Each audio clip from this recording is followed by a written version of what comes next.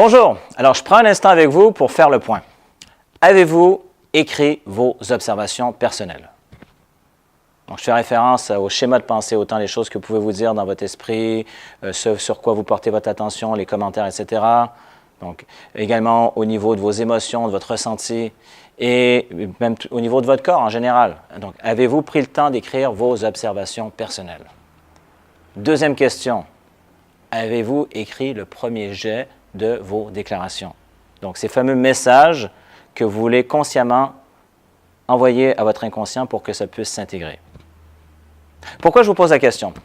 Parce qu'en fait, maintenant, là où vous en êtes dans votre processus du développement de votre confiance et de votre estime de soi, ce sont des éléments fondamentaux.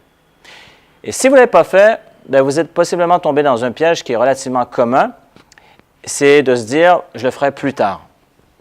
Et ça serait une grave erreur. Parce que c'est un réflexe qu'on a souvent, c'est de gérer en termes d'urgence. Donc, on a le travail, on a la famille, on a à payer les comptes, etc. Donc, on se laisse guider par les urgences et à ce moment-là, on oublie ce qui est important.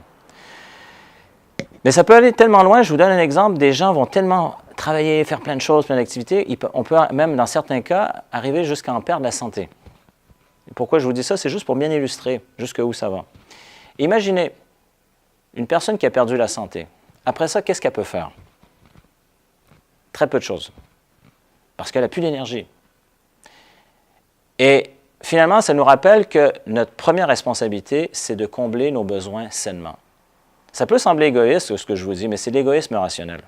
En fait, c'est, par exemple, est-ce que quelqu'un d'autre peut manger à notre place? Ben non. Est-ce que quelqu'un d'autre peut dormir à notre place? Ben non. Ça revient à notre responsabilité. Ben c'est la même chose.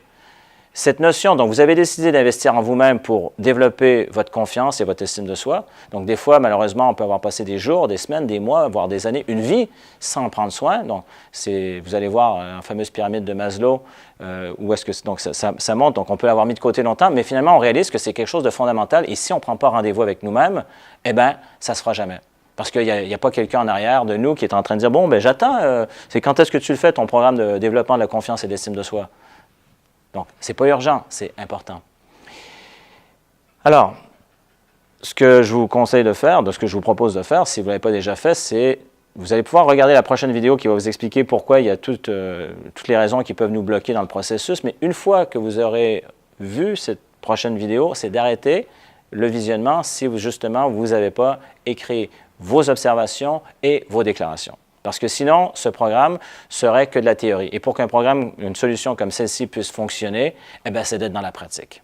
Alors voilà, c'était simplement pour faire le point avec vous, pour que vous puissiez, donc, si c'était le cas, vous remettre dans l'action, donc sortir de ce piège si c'était le cas, et justement de profiter au maximum de cette solution dans laquelle que vous avez décidé de prendre pour investir en vous-même. Alors je vous dis à très bientôt, bon visionnement. Ciao!